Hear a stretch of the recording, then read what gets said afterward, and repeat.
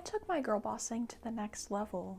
Hey friends, so I hope this audio is nice and crispy for you guys. One thing about me is I love animated movies, but more specifically animated movies that have lots of animals, lots of laughter, lighthearted, silly, goofy humor. So I guess I just like kids' animated movies.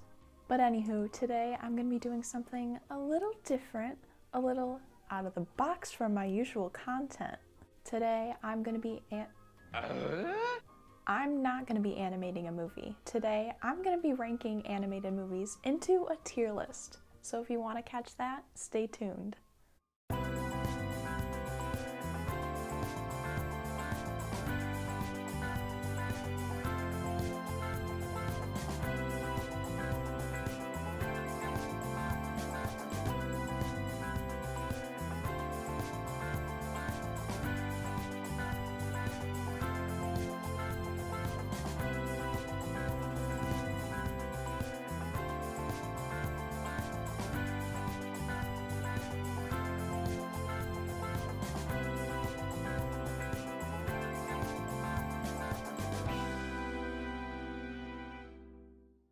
Hey friends, so before we dive in, you may have noticed that I'm rocking the Palestinian flag colors. I know barely any creators on this platform are talking about the genocide that is currently happening in Palestine, so I just want to be here to tell you guys to keep on boycotting, because it works. Demand a ceasefire, whether you're emailing your representatives, calling them up, letting them know on social media, hey, what are you doing? What are you not doing? Yeah, bombard them. Keep speaking up. These people have no way to get their voice out there. They don't have internet. Only the people who are there for press are getting the word out and others who are sharing. So please keep sharing. Use your voice. Use your platform. And finally, please make sure that you are registered to vote. It's 2024. We're going to have a presidential election soon, so make sure that you're registered to vote and vote. This is an incredibly difficult and intense time, so I'm just sending you all a big hug and some virtual love. And I hope that this video can bring you some giggles and just brighten your day a bit. Please note that this video gives a boatload of spoilers. I'm not holding back by any means, so this is your warning. So like I mentioned, tier lists are brand new to me, brand new to this channel, and I only really got into them within this past year because of fellow YouTuber Jen McAllister. You might know her. She was very popular back in the day when YouTube was really bumping. Yeah, I started watching her again recently and I became obsessed with her tier list videos because she ranks anything and everything, and I highly recommend watching that after this video. Alright, so I ranked each movie into 5 categories based off of criteria that I made. I have 17 movies to rank for you guys today, so I really hope you enjoy the movies that I have selected. I have a lot more movies on my to-do list, but that's gonna be for another part because I have so many written down. And yes, this is gonna be a series because I love movies and I love to give my opinion. My assistant assisted me in creating these ranking names, and I really think that they are spot on for the movies that I have. So from best to worst, we have The Perfect Family Harmony. Yeah, I'd buy this secondhand. I'd put this on for my nephew. Well, that was a movie. Can't get that hour and a half back. Now with the criteria and questions that I made to narrow the movies down to rank them, I made sure to dive a little deeper. I would like to call myself a movie buff, a TV show buff, a game buff, an overall tech buff, although I haven't been called a vampire. So of course I have to be super nitpicky on everything. Okay, let me know if you can hear her with the microphone.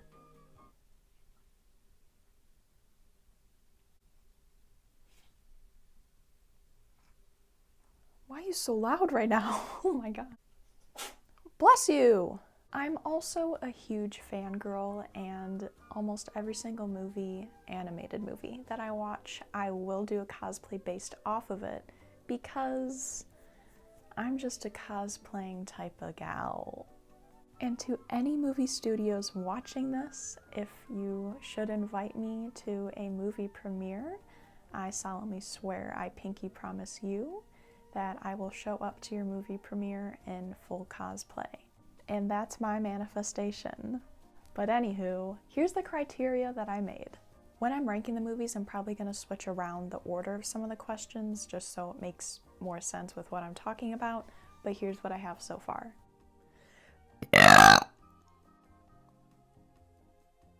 Is the movie entertaining, and does it keep my attention the entire time?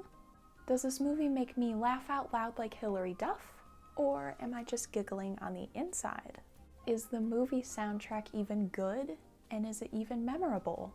Is it made for all ages? Is it geared toward kids? More adults? Did it make me cry? And I'm putting that in there because when other people cry, I cry. And it doesn't even have to be sad or like an emotional moment. If I see a tear in someone's eye, a tear will form in my eye. Aww. How are the characters designed and written? What's the world design? Is there misogyny and bigoted jokes? Is there an all-white cast and or character setup? Was the movie even memorable? When I'm done watching, how do I feel? Does the film speak on relevant issues, morals, or topics? Do I refer to this movie in everyday life? When was the movie released? What are the ratings when it comes to age groups and that kind of stuff? And last but not least, who's the villain? I know that was a lot of criteria, but hey, I said I was gonna dive a little deeper. And one more eensy thing before we get started with today's video. I wanted to include a boatload more of movies today, but because I'm limited to my streaming services and it's kind of difficult to thrift these really incredible movies, I had to push quite a few to the side. But like I said, this is a series, so get ready for part 2, probably part 3, and hey, if you guys have recommendations, drop them down below. Let's do part 4. Okay, getting ahead of myself, let's just get into the video. Okay. So the very first movie that I have to review for you guys today is Monsters vs. Aliens. I feel like you either totally remember this or you see the poster and you're like, yeah, that happened. The movie had a show on Nickelodeon, but it only had 1 season, but I remember watching it a lot. And the show surprisingly came about only because this movie was so wildly popular and successful, but to be completely honest with you, I have no idea why, and let's just talk about it. Monsters vs. Aliens came out on March 27th, 2009 by DreamWorks Animation Studios. So, is Monsters vs. Aliens entertaining, and did it keep my attention the entire time? I can easily say no. This movie was something that happened, and it premiered, and it was a movie that eventually ended. Did this movie make me laugh out loud or giggle on the inside? So the jokes in this movie were kind of a miss, and really only one of them stood out to me, and here it is. I want to go home. Oh, come on, little Debbie, please don't cry. It makes my knees hurt. That's funny, okay? That's funny. So the soundtrack, it was nothing special, nothing memorable. It was your average cinematic adventure type music. Is this movie made for all ages? Yes. I don't really know who it's geared towards. I feel bad I'm starting out with this movie because you guys are probably like, girl, you suck at rating movies. Well, this movie just isn't good. On to character design and how they were written. I honestly really love how the characters were designed and written in this movie. DreamWorks knocks it out of the park every single time. That's no secret. The president in this movie literally looks like a caricature brought to life. He's like the only one that looks like that though, but it's funny and I guess he stands out that way. The world design is nothing memorable. It's just a very big, hustling, bustling town with people. Now on to misogyny and bigoted jokes. This movie had that. The main character of this movie is Susan, and if you didn't know, the whole plot of this movie is that she gets hit by a meteorite, somehow lives, and then becomes a giant radioactive human who's super strong. And when she first transformed, one of the lines was, "We're in the presence of the rare female monster. Just look at her boobs." Wow. Another joke that really stood out to me was when the president was trying to bomb and blow up the alien Galaxar who had landed on the planet. I'll talk about him later. But when the US government was sending these bombs over, on the bombs was written, "E.T. go home." And I'm just gonna put this up here. That really rubbed me the wrong way, especially with it being an all-white cast, you know. Why? But speaking of this all-white cast, I don't know who wrote that joke, but here are the stars in the movie. We've got Seth Rogen, Reese Witherspoon, Rainn Wilson, Paul Rudd, Will Arnett, and many, many more. Was this movie memorable? No. Like I said, I used to watch the show all the time. Rewatching this movie, it was like watching a brand new movie. I didn't remember any of the lore, anything about the characters really. It just wasn't memorable. When I'm done watching, how do I feel? When I could tell the movie was about to end, I was really excited. And as it got closer to ending, I got more thrilled. And then the credits popped up and I was like, it's over. It's over. Does the film speak on relevant issues, morals, topics, lessons, all that goodness? So from Google, I got the quote, "Believe in yourself, stand by your morals, and good will conquer evil." Like, I guess so. That's a good lesson. Did I catch that in the movie? I can't say that I did. Do I refer to this movie in everyday life? No. I don't think I ever will. The age group rating for this movie is just PG. Not even PG-13. And that shocked me. I was like, wow, okay. I don't get it. Maybe I need to dive a little deeper into movie ratings to see actually what's what. But I know swear words are PG-13 and you can only have 2 or 3, but there was no swearing. However, the bigoted jokes, I don't know. But maybe that's fine for kids. And now on to villains. I really wanted to talk about villains because 1, being bad is so good. And 2, because of the disabled villain trope. This is when a character has a disability or some kind of difference from the other main cast or other characters that the writers use to portray them in a way that makes them unattractive and just intimidating and scary in some way. But 9 times out of 10, these differences with these villains are actually totally normal things, but because of this gross narrative that's being pushed on us from the media in all these movies over the years, we are forced to think that, hey, that's gross, that's not cool, that's something that should be representing a villain. And that's really fucked up and not okay. Just think back to your favorite movies, even as a kid, right now. Who's the villain? How are they portrayed? Even if it's not physical characteristics, it can be the way that they were raised or brought up in life, things like that, just to keep an eye out for, just food for thought. So the villain in Monsters vs. Aliens is Galaxar. And here's a nice little clip from Google. Following a series of highly traumatic events and being found guilty of high treason by the High Senate of Maxilon, his home planet, he blew up the entire thing and killed everyone, escaping in a spaceship where he then landed on Earth. And that is where the movie starts. Galaxar's design has always really intrigued me. I think he looks exactly like the alien creatures from Chicken Little, at least their silhouette. And then, of course, he also resembles more of a, I guess, the Walmart version of Megamind.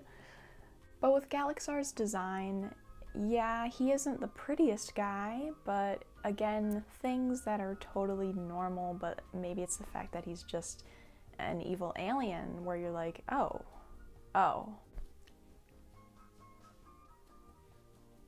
Sorry. Yeah, my first time using a microphone and I'm attached, and I forgot. Before I forget, let me actually rank this movie. If you couldn't tell by the way that I was talking about this movie, it's really easy for me to just put this one in can't get that hour and a half back, because that's exactly how I feel about it. Okay, we are finally done with Monsters vs. Aliens, and I promise you guys, I pinky promise you guys, I'm gonna go a bit quicker with these next ones. Alrighty, so the very next movie that we have is 9. You may be looking at this poster, and if you haven't seen it, or if you have seen it, you're probably like, girl, why are you including this? And that is because it is animated, and I used to watch it all the time as a wee lass. So it's a kids animated movie. Fun fact, I used to watch this before and after school, like all the time on FX. And yeah, this movie terrified me. The creatures in this movie, I'll show you, what? Little Kelly was just hiding behind the pillow, forcing herself to watch. But on to the criteria. So, is this movie entertaining, and was I captivated the entire time? I was captivated. I watched the entire time. However, I don't really find the movie entertaining before, and that is only because I watched it so many times to the point where I know exactly what is going to happen next. Just like Eddie Burback when he watched Morbius. But yeah, I was like really tempted to go on my phone during this, but this movie is actually really great, and it's just on me for watching it so much. Did this movie make me laugh out loud or giggle? No. Nothing about this movie is funny. I'm questioning why I'm putting it in this video now, because I said I like funny, lighthearted movies. But hey, we need something a little different here. The soundtrack. It's pretty. We have that one song that plays on the record from the Birds Fly Over the Rainbow, I'm pretty sure. Yeah. That's the only song that I remember that's like an actual song. The rest is just cinematic music. Is this movie made for all ages? That is a tricky one. So if you don't know anything about this movie 9, I will warn you now, there's no gore, but there is a lot of death. Why am I putting this in? I'm already talking about it. So there's a lot of intense things in this movie. And it's basically like a nuclear war dictatorship, and then these robots and creatures then and then there's these robotic creatures that suck the soul out of these like little guys, and then that's how they become powerful. And the machine monsters in this movie are creepy AF, especially this one centipede type thing. And this movie, by the way, it came out on September 9th, 2009, but I was going to say this movie came out around the time, I'm pretty sure, of Avatar: The Last Airbender, and there's one episode in The Last Airbender with this centipede type creature that steals faces of people, and that always, both of those things scared me so bad. But did I watch them over and over? Yeah. Did I cry? No. Again, probably because I've seen it so many times, but this movie is sad. The character design and how they're written. I really love this movie for the way that they designed all of the characters. Not the humans, but like the little burlap sacks that they're in, the way that they're all like sewn and stitched together with their little buttons and clasps and belts and their little needle swords that they have and their cute little hats. And it just reminds me of Kirby's Epic Yarn. The world design, it is beautiful, but it's terrifying. So there's this giant factory in the movie, and it always reminded me of like a Meet the Robinsons type thing, probably because of the giant eye. But the buildings that they live in, they're like old crumbled down churches and cathedrals, whatnot, but it's really pretty. Misogyny, bigoted jokes, bad things like that. Yeah, unfortunately. No bigoted jokes, however, this movie is basically, it's just a war movie. And of course, with this weird-ass movie, we have an all-white cast. However, we have Elijah Wood, and this is the only Elijah Wood movie that I've ever seen. And then randomly, we have John C. Reilly as number 5, and his character is great. Could you hear that? Was this movie memorable? Yes, I remembered every single thing. When I'm done watching it, how do I feel? Maybe it's because I've seen it so many times. Maybe it was because it was late at night. I was already snuggled up in a blanket. I was tired. I don't know. I was just not feeling anything in that moment. Again, a sad movie, so that's probably all balling up together. Any relevant issues, morals, topics? Well, they are in a church, and their leader, number 1, is dressed like a pope or some kind of religious leader. Do I reference this movie at all? No. I think about it a lot, though. It's engraved in there. And finally, who is the villain of this movie 9? So, of course, it's the humans. The humans are always destroying everything, but I guess the main villain in this movie is the factory. But more importantly, the fabrication machine, which I'm pretty positive is that creepy-ass centipede thing. It's known as BRAIN, which stands for the Binary Reactive Artificially Intelligent Neurocircuit. But the human that caused all this is Chancellor Ferdinand, and they don't even really show him other than him being Evel Knievel. Now, when it comes to ranking this movie, I have many different thoughts because I think I just don't like it as much because I've watched it so much, you know? Okay, I guess I'm gonna put it in the middle column. I'd put this on for my nephew. However, I wouldn't put it on for him within the next decade and a half. So, I don't know. Once he graduates high school, I'll let him watch it. So, I'll put it in the middle column. So the next movie that I have to review for you guys today is the Lego Batman movie. My mask has been sitting in a box with things on top of it, so it is warped. I should be facing this way. Oh, Batman can't do that though. Now, before we dive into the world of Lego, I feel bad because I wanted to do the original Lego movie and the Lego movie 2. I couldn't find those anywhere.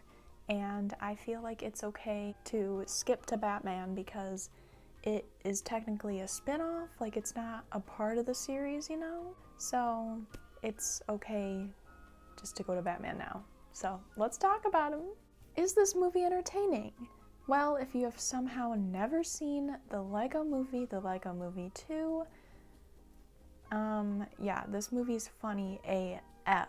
And I think that the Lego Batman movie is somehow funnier than the Lego movies themselves. Did this movie make me laugh out loud? Oh my god, yeah. There were multiple times where I slapped my hand over my mouth in disbelief at how funny the jokes were. And let me already tell you now, bigoted jokes, misogyny, cis, nowhere to be found. This movie is A plus 10 out of 10. I guess I'm already ranking it. Just really great lighthearted fun, and this movie goes to show how easy it is for you to make a movie for all ages that is funny, entertaining, lighthearted, just all around good. There you are. Oh, Alfred, I am so sorry. I have incredible reflexes. No, it's all my fault, sir. I should have known better than to sneak up on you like that. The soundtrack. If you know nothing about Batman, well, he is an emo boy. Bruce Wayne is an emo boy. He loves his rocker emo music, and that is played all throughout this movie, and it's incredible. But we also have a lot of other bangers too. Is this movie made for all ages? I already said yes it is, and I will say yes it is again. I mean, who doesn't love Batman? Who doesn't love Legos? Who doesn't love to laugh? If you don't like any of those things, I don't know, man. Did I cry? Probably. To be honest with you, I watched this movie about 4 or 5 months ago, and I remembered it enough to write notes. However, I don't recall shedding a tear. It was mostly just laughs. How are the characters designed and written? Well, let me tell you, it's all perfect. My bangs are stabbing my eyeballs. The Lego Movie animation is just impeccable with their mannerisms and the way that their faces change, the way they just pull out random props and do backflips, and it's just, God, perfect. I'm a little concerned. I've seen you go through similar phases in 2016 and 2012 and 2008 and 2005 and 1997 and 1995 and 1992 and 1989 and that weird one in 1966. The world design, it appears that I didn't write any notes for this, but I mean, it's all Lego. It's perfect. The casting for this movie is actually incredibly diverse, and it's kind of also an all-star cast. We have Will Arnett as Batman, and he does a fabulous job. We have Miss Rosario Dawson as Barbara Gordon, aka Batgirl. I didn't know he was in this movie, but I guess Channing Tatum. He's Clark Kent, aka Superman. And so many more. It really is an all-star movie and cast. It's just incredible. Was this movie memorable?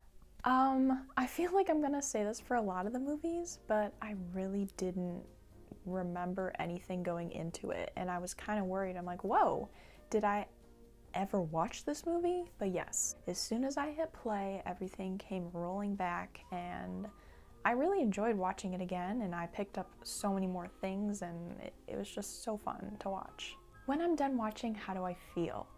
Maybe it's because I love Batman, maybe it's because I love Legos, maybe it's because I love to laugh. But this movie just left a jokerish grin on my face. Any relevant issues, morals, topics? From what I gathered, and I think it's like pretty obvious, I guess, the whole moral and lesson of this movie is that it's okay to work with other people. You can't always rely on yourself. And that it's okay to trust others because you can't always put all the stress on yourself all the time, and it's okay to accept help. Do I reference this movie? Sadly not, although I do like to talk in the occasional Bruce Wayne voice. Rachel. Who is the villain of this movie, you may ask? Well, it's the Joker, of course. The Joker, he is perhaps one of the most iconic villains of all time. Whether you are a DC superhero fan or not, you know about him. However, in this movie, they don't portray him scary at all like the other live action films. He has his jolly little tail coat. Is that what it's called? Anyway, he just looks like the comic book Joker from the 1940s comics, and I love it. That's one of my favorite Jokers of all time. But speaking of Joker, and I don't know, maybe you noticed that my hair is green now. I do love to cosplay, and I am the CEO and head girl boss of Sharp Shot Photography, and we love to shoot cosplays and fantasy outfits and looks and whatnot. So I will be modeling for a Joker photo shoot. So keep an eye out for that on my Instagram at kel.sharp and at sharpshotphoto, and you'll see something very soon. But now to rank this movie, I literally cannot put in any other rank other than the perfect family harmony. And by the way, if you don't get that, then it's from the newest Trolls movie, Trolls Band Together. And I'll talk about that in part 2, hopefully. Happy birthday to you. And that will be the only singing on this channel, okay? Alright, The next movie that I have for you guys, if you couldn't tell by that opening, is Sing! Now, one thing about me is that I don't really care for musicals with humans in them. Unless it's Singing in the Rain, I don't care for it. Okay, High School Musical, then I don't care for it. Okay, Descendants, then I don't care for it. But other than that, if it's a musical that's animated with animals, it's gonna be right up my alley. So, is Sing entertaining? Girl, you already know it is! This movie came out on December 21st, 2016 from Illumination Studios, and I remember going to see it in theaters and loving it right away. The opening scene of Sing 1 is Nana Noodleman performing in the Opera House, and that entire scene, the way that it's animated, the singing, you just get chills, and it's just such a beautiful opening. Honestly, one of my favorite movie openings.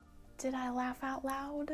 You know I did! This movie is so incredibly funny.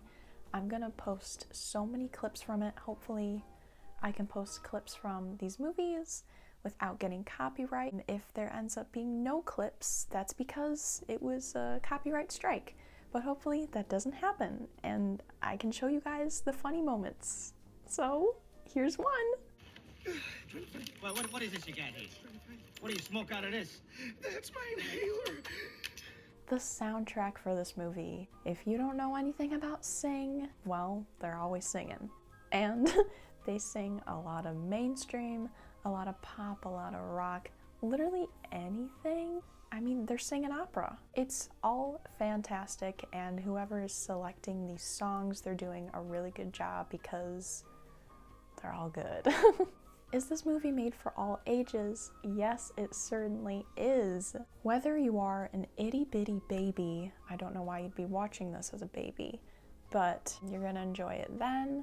You're gonna enjoy it if you're a rebellious high schooler who doesn't watch animated movies anymore because they're for kids. No, they're not, okay? Yeah, you're gonna enjoy this as a young adult, as an old adult, as an elder. You could be enjoying it from the grave. I know I will. Did this movie make me cry? Yeah, it did. So, another spoiler, the end of the movie, well, towards the end, the big catastrophe is that the theater floods and it crumbles down and everyone's lives are just not going well. They're all going through big struggles. And it's just a really emotional part of the movie. Why am I gonna cry? I'm not gonna cry. On to character designs. I love it.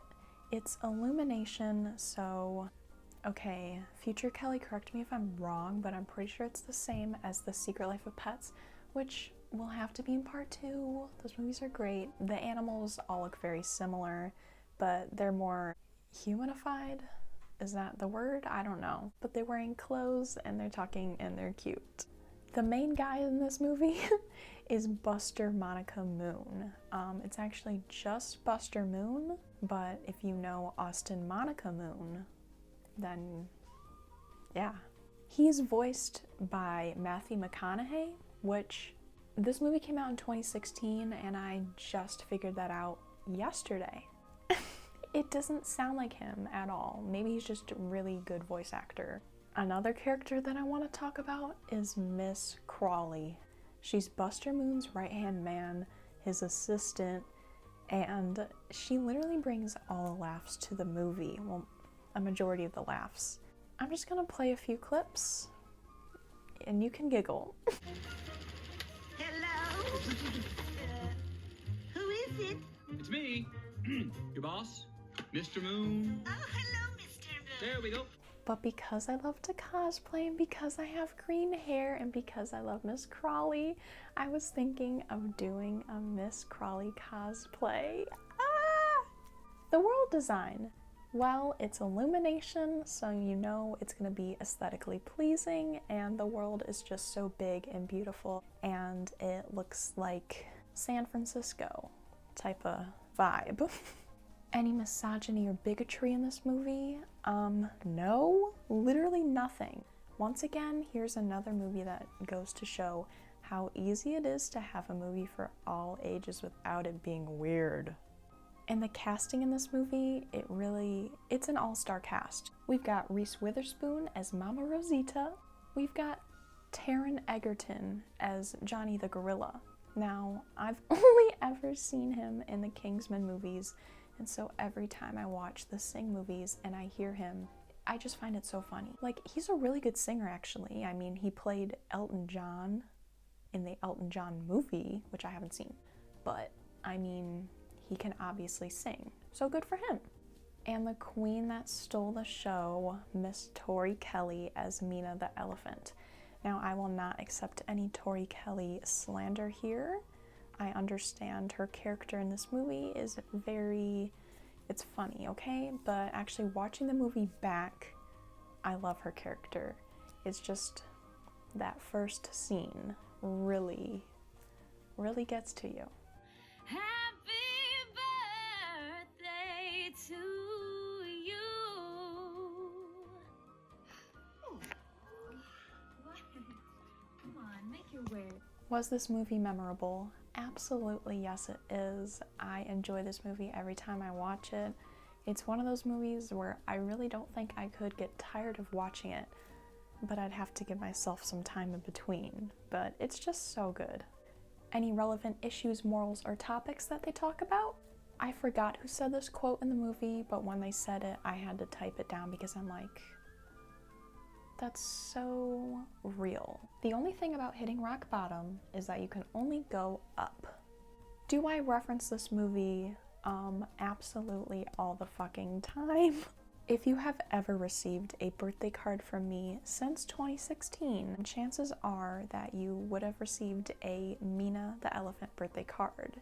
I love to make cards for people, I love to write paragraphs, and I also love to include a photo. Whether that's a printed photo or something that I drew myself that's a little bit cursed. And yeah, I drew Mina a few times. Who is the villain of this story? Now, when I was typing these notes and I had to think about the villain of Sing 1, I was like, literally who? And then I'm like, maybe it's Buster Monica Moon. Sorry. Maybe it's Buster Moon, and it's kind of like a hero-villain type thing. Like, he isn't a bad koala at all, but he did cause all of the things that escalated into the big problem of his theater crumbling down and flooding. But when I Googled it, it said the bears. Now, the bears, yeah, they do have a role in the story, kinda, sorta. Not really. I mean, it's just the mouse that was like being a little scrappy brat to them throughout the entire time. So of course they're gonna wanna get back at him, you know? Anyways. But to rank this movie, no pun intended, I know it's a singing musical movie, but I'm gonna have to put this in the perfect family harmony.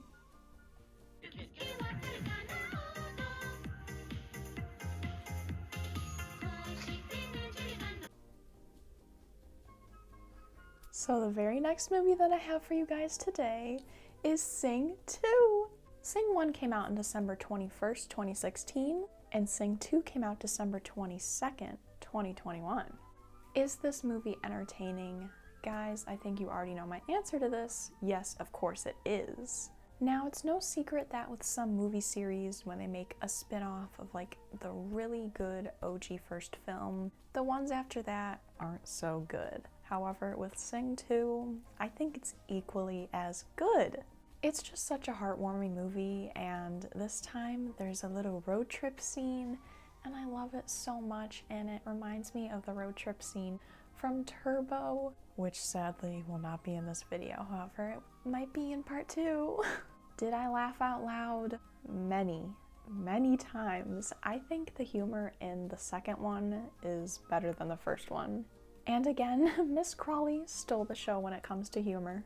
So Buster Moon wanted Clay Calloway, an iconic rock and roll singer, to sing at his event, and so he sent Miss Crawley to go pick him up. And the vehicle that she rented wasn't your average renter's vehicle. She got a convertible, and then she took it off-roading. And there's a clip that I have to include because every time I watch it, it's just watch.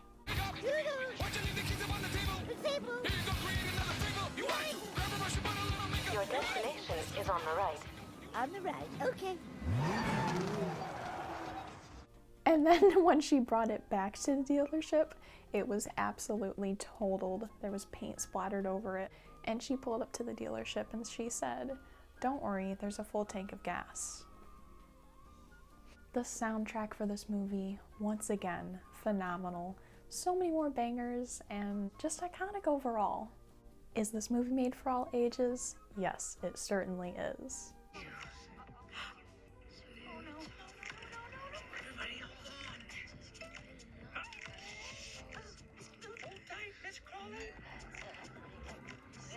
Did I cry? Why am I about to cry just thinking about the scene? There's only one scene in this movie that gets to me, and it's at the end during their big performance, and Clay Calloway comes out on stage and he sings his song, and it just gets to me. It's such a beautiful moment too, because like his ghost wife is there. With the character designs, I only noticed this in the second movie, but with Mr. Crystal, the fox guy, and then his henchmen, they looked really humanized. The other creatures, like, yeah, they're standing up on their back 2 legs and wearing clothes, but these guys have like human bodies and wolf heads. The world design is beautiful in this movie. We get to see more of their hometown, but also the road trip scene leading into this sort of like Las Vegas type area. It's beautiful. It's so extravagant. And then they stay in this like super luxurious crystal geode hotel type thing, and oh yeah, Crystal Towers, that's what it's called. And yeah, it's just so pretty. Misogyny or bigoted jokes are nowhere to be found once again. Must be why I love these movies so much. And the iconic cast is back again, but this time we have even more icons like Halsey, Letitia Wright, Pharrell, and many more. Was this movie memorable? It absolutely was. And again, with the Lego Batman movie going into it, I thought, oh, I'm not gonna remember anything about this. But then it all came back to me and I enjoyed it even more watching it again. When the movie ended, like I just said, it's just such a lighthearted movie. I always feel good. The music's good, the vibes are good, the characters are great, the lore, the way they all grow and evolve. It's just a really beautiful movie and like franchise all around.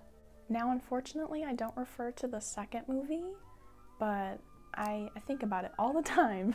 And going back to the villain, it's Jimmy Crystal, Mr. Crystal, the Fox, and he is the owner of Crystal Towers, Crystal Entertainment, I'm pretty sure it's what it's called. But yeah, he owns like everything in this area. He's the top dog, literally.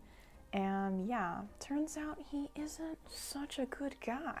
So he has blue eyes, he's very tall, he's very thin, and he's very self-centered. I know that type.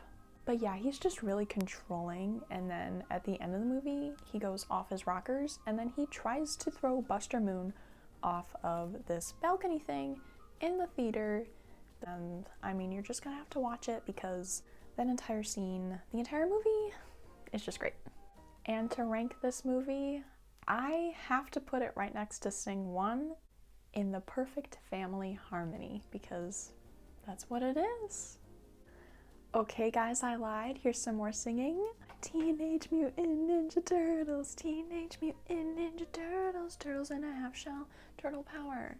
And if you don't know that, then you're either too young or you just never watched Nickelodeon, because that is from the Teenage Mutant Ninja Turtles show that was on Nickelodeon, and it was so good and I loved it. But we're not going to be talking about that. We're going to be talking about Teenage Mutant Ninja Turtles Mutant Mayhem. This movie came out on August 2nd, 2023 from Point Grey Pictures. This movie was so entertaining from the very first moment to the end credits. If you don't know anything about this new addition to the franchise, it's a totally new, well, not totally new, but a newer animation style, and I love it. I just love the way it looks. It's so imperfect, and It's real, it's raw.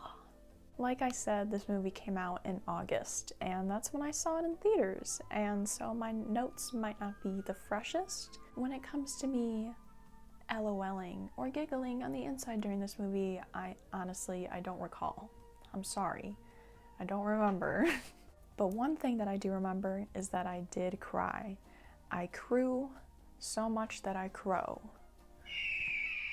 I don't fuck with animal cruelty, and I know it's an animated movie, and these turtles aren't real, and they're made-up characters, but oh my god.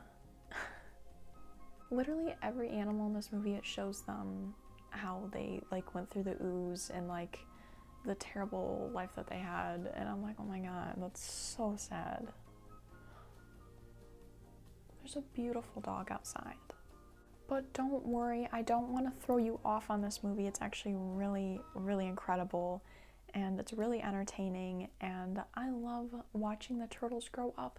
They were just little itty babies walking in the ooze, and they grow up to be slightly older turtles, but they aren't the Teenage Mutant Ninja Turtles. They're more like preteen turtles, and it's so cute, and they're with Splinter, their dad, their master, and he's just so cute. He's voiced by Jackie Chan, and it's really just perfect.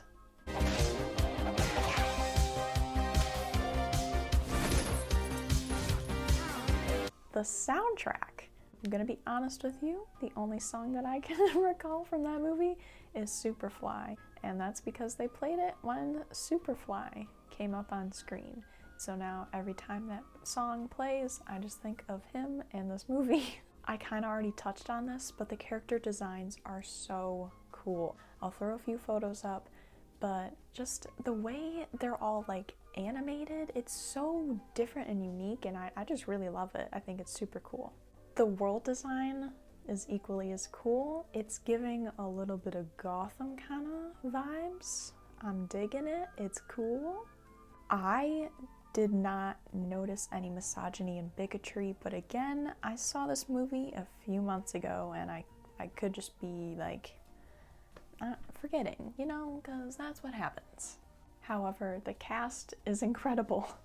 I don't know why it's funny to me. Maybe it's because like adults are always playing children in movies and stuff, but they actually got actual kids to voice the kid turtles, and I think that really adds a whole lot to it, because yeah, some voice actors are really good when it comes to like doing a younger voice, but it just really brings you into the world, and it's good.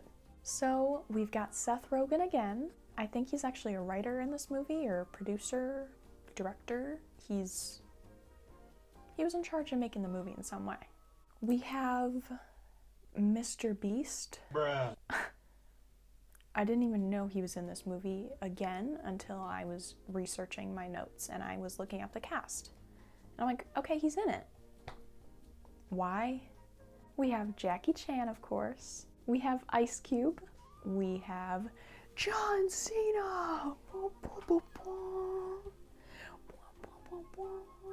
We have Paul Rudd, and him and I actually kind of go way back. Hey Kelly, thanks for joining Team Cap. You're my favorite of all the people on Twitter. And we have Maya Rudolph, and she plays the villain Cynthia Ultram, which we'll get into. Is this movie memorable? Absolutely. Like I've said a few times now, I watched it a few months ago, and I mean, I remembered quite a lot about it, and I think about it all the time, and I just, yeah.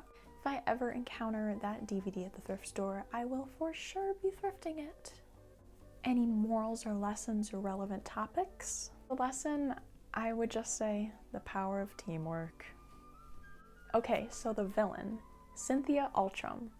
She's designed so cool. She's so cool. I mean, her character isn't cool because she's like mutating animals and whatnot, But anywho, on to ranking this video. I would certainly buy this movie secondhand. Well, hello people of Gotham and whoever else may be watching this. Episode 1 ran kind of long because I dove a little deeper, but also I really underestimated how much I had to film for this entire thing. But luckily episode 2 is already out and it is linked below in the description for you guys to check out. Also, if you couldn't tell, I'm currently out shooting the Joker cosplay that I mentioned earlier in this video because it's just time to get a little clownish. So check out my Instagram at sharpshotphoto to see all the final results, and also check out my Instagram at kel.sharp because I'm probably going to post a little cunty strut walk in this, and it's going to slay. So please like and subscribe because this video took a whole lot of time and energy, and this is something that I'm very passionate about, as you can tell. But yeah, I really love movies, and this is a series that I'm super excited to continue for you guys. So yeah. Episode 2 is already out, link below. Keep boycotting, keep slaying, and I'll see you there.